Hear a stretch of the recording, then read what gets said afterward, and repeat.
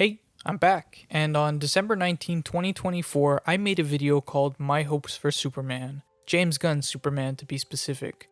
Well, it's currently August 28th, 2025, and at the time of writing this, and after viewing the film twice and having a few months to sit with it, I've come to the conclusion that it smacks. Yeah, it's good. Of course it's good. You all knew it was going to be good.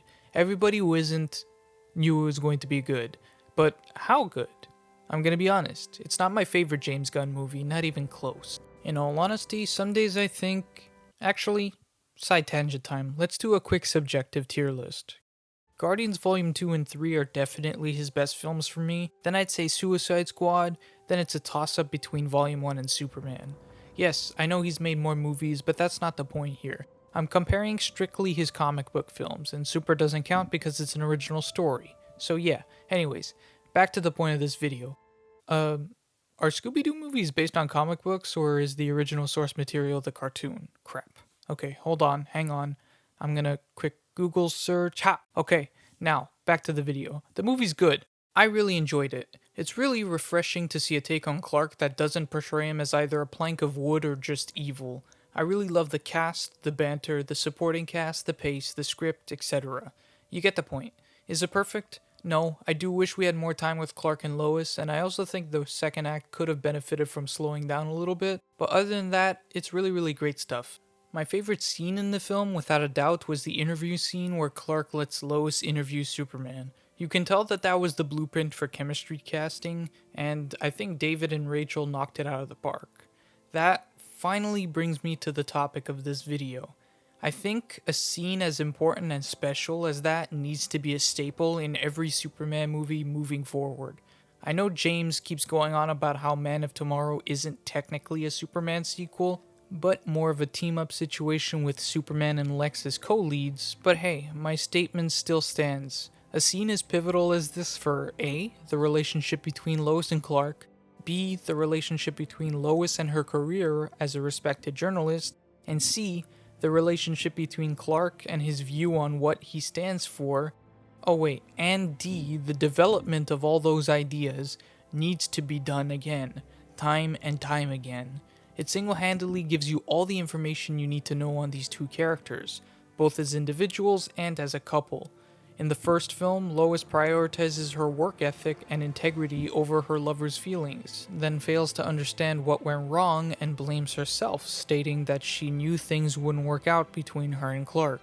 In the same scene, but from Clark's POV, his passion for doing good blinds him from seeing other people's perspectives, which causes him to get overtly emotional and shut down the debate, which is then followed up by guilt for ruining the night of their 3-month anniversary.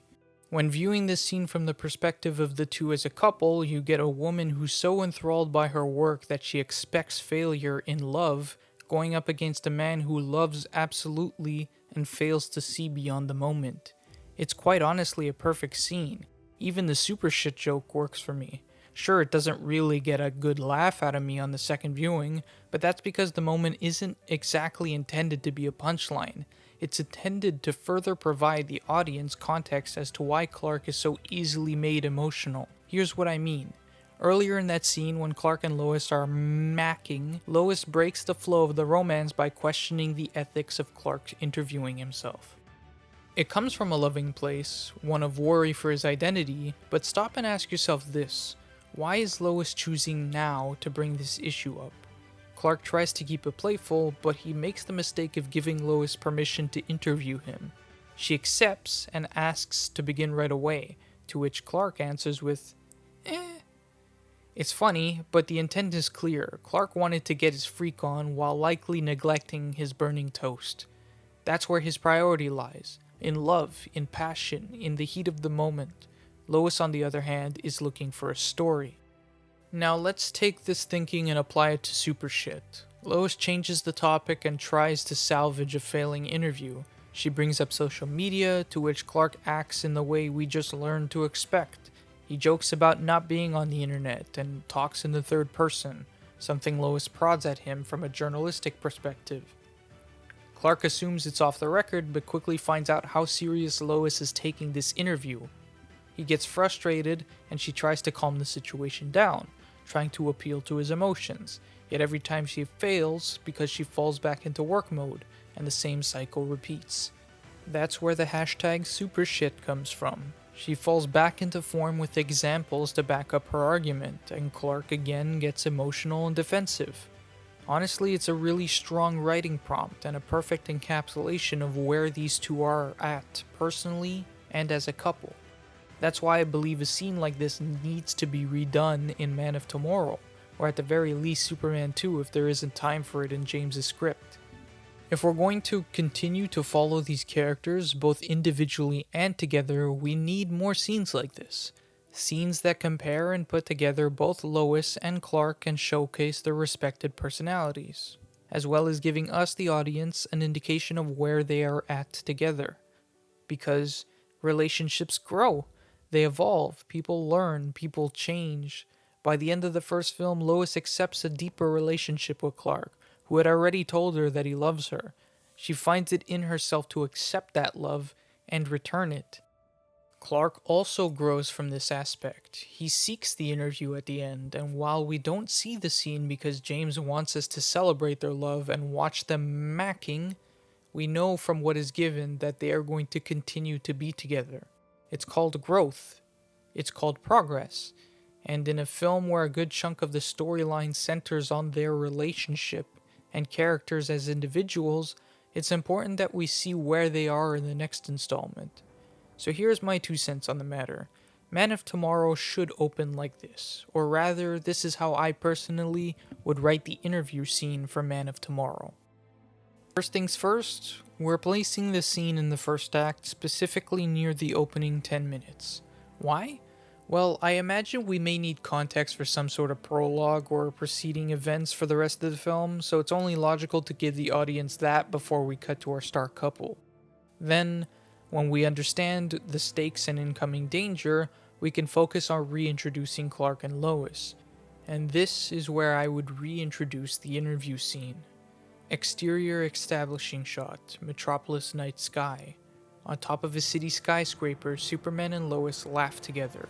They clink glasses of champagne. The energy is established right away. It's electric and passionate. It's the honeymoon era. And that can't be more noticeable than the gaze in Lois's eyes as she listens to Clark conclude a charming and funny story about his childhood. Lois mocks his corn-fed farm boy lifestyle, and Clark responds as he does, with a flirty comeback. Lois, however, instead of changing subjects to fit what she wants, she flirts back. She's helplessly in love, and that love fills Clark with a more powerful aura of peace and tranquility. He cherishes this moment, and that's proven when Lois marvels at the fact that this may be the most romantic night of her life. Then it's Clark's turn to showcase his growth. Valuing her journalistic integrity, he's the one who gets them back on topic, charmingly reminding Lois that they're in the middle of an interview. Lois snaps herself back into shape and gets to the topic at hand. Lex Luthor has made the news again. He's still behind bars, but that hasn't stopped his crusade to try and tarnish Superman's name. Since the first Superman movie delved into quite a bit of political discussion, it's only right to assume the second will too. So for the purposes of the scene pitch, I chose media censorship and mass spreading of misinformation. And it works because it builds off of hashtag supershit, and how Lex was trying to control the narrative in the media throughout the events of the first film. For more confirmation of Clark's development, he responds to Lois by telling her that all the negativity and stigmas that some still believe in don't bother him. Remember, in the first interview scene, he said the same thing and then immediately fell apart when Lois called his bluff. But this time, Lois tries to poke the bear, and Clark maintains his composure. He's calm and professional, and this time it's Lois who breaks character and disrupts the flow. She points out how surprised she is that he's being noble and that he's not emotionally lashing out. That's when Clark reminds her that she's on record, once again setting Lois straight. Superman reiterates his point, playfully mentioning how a lot of those negative comments he receives are just monkey bots with no identity or merit. Lois once again tries poking the bear, suggesting that Clark is resorting to name-calling and belittling the people of Metropolis for their opinions. And that's where we get the punchline that solidifies Clark's growth. He'll respond by stating that the fact is, a lot of angry comments are literally Lex's monkey bots. We saw them in the first film. Lois tries to dispute the notion, asking for proof, and this is where we fall back into the honeymoon phase of their relationship. Clark will make a joke about the time they actually saw these monkeys in Lex's pocket dimension, and rather than Lois remarking that he's supposed to be on the record, she'll get lost in the flirty banter, and they'll have a nice conversation reminiscing on the events. That's the purpose of this scene, and that's the narrative progression that Clark and Lois go as individuals and as a couple. Lois is losing her edge, her fire, her journalistic desire for truth and justice. Her personal conflict in the story shouldn't be about her closed-offness and fear of commitment. It should be about how she can't find balance between being in love and being who she truly is. She should be put in a situation that reflects that conflict. Maybe Perry gets upset with the article she turns in. Maybe she forgets to turn it in on time. The point is, her love is getting in the way of her career, and it's hurting her.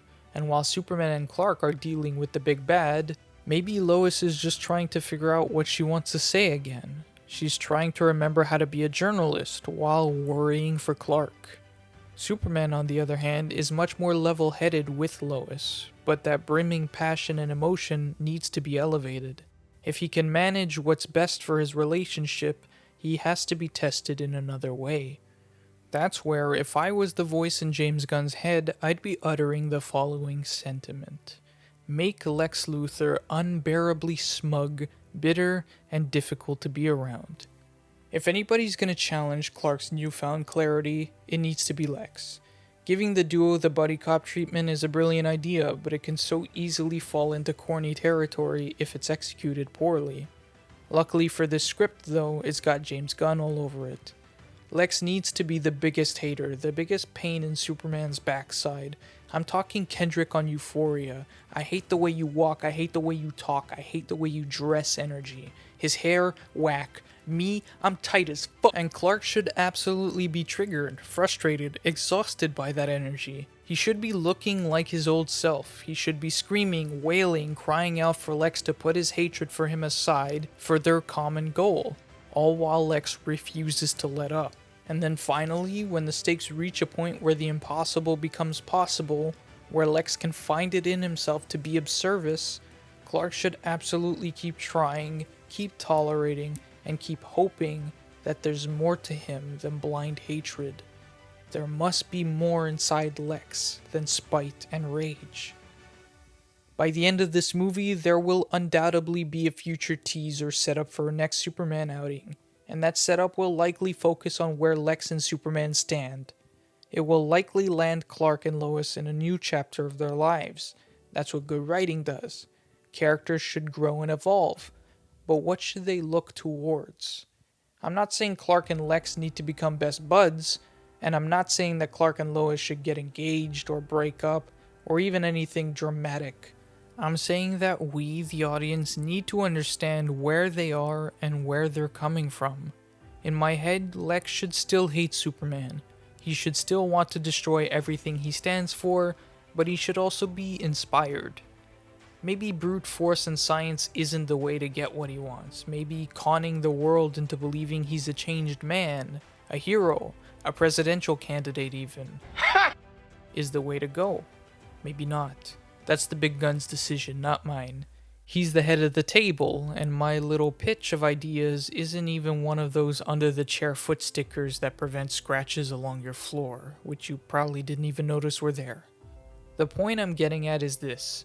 The end of this film should reflect and parallel the interview scene I loosely created earlier. Our characters should not be exactly where they are when the film first started.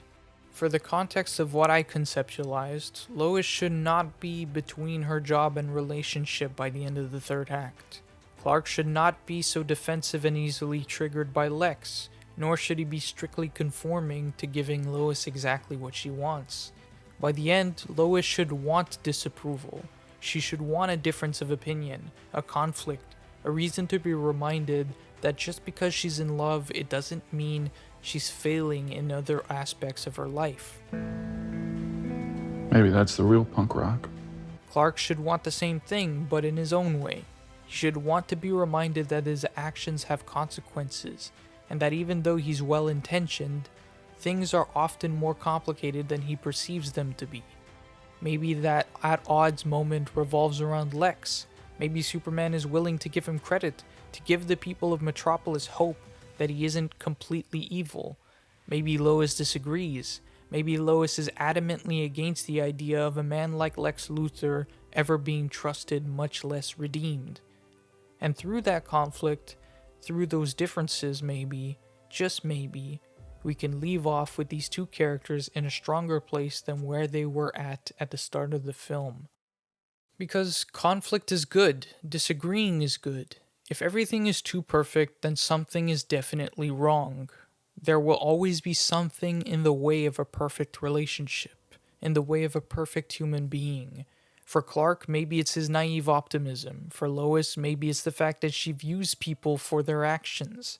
That's the beauty of when two people come together through love. It's not perfect, it's messy, but it's exactly what the other is missing within themselves. Clark is hopeful, Lois is realistic. Together they cover all bases. They may disagree, they may even fight, but at the end we all know the truth. We, the audience, all know Clark and Lois are destined to be together forever. So that's what I think about Superman. That's my general thoughts and creative output on what I hope to see for Man of Tomorrow or even Superman 2. And by some force of stars aligning miracle moment, once in a lifetime opportunity happens that James Gunn actually sees this video, well, I guess this next spiel is for him. You did good. You did really great, actually. Superman is a really fun time and a genuinely good story. I was inspired, and I continue to be inspired by it and all of your other work. You get it. You actually get it. You get us, humans, human beings. You understand how to pick us apart and put us back together again through your stories, your ideas, and your movies. I have absolute faith in Man of Tomorrow, and I'm eagerly anticipating any and all news you have to share in the lead up to the film's release. I'd also love a job. I mean, I'm just throwing that out there. DC has some of the most emotionally resonating and complex characters and storylines out there, and I would really love nothing more than the opportunity to throw my hat in the ring for someone I am truly passionate about. I love writing, I love storyboarding and conceptualizing stories, mapping out entire journeys from frame 1 to end credits. I love talking about characters and progression and regression and growth. I love it all, man, I really do. And in a world where I feel less of that love every day, you, sir, are a bright beacon of hope that some people out there still get it. Some people still care, still love creativity. Thanks for watching. And my DMs are open, Mr. James Gunn, sir.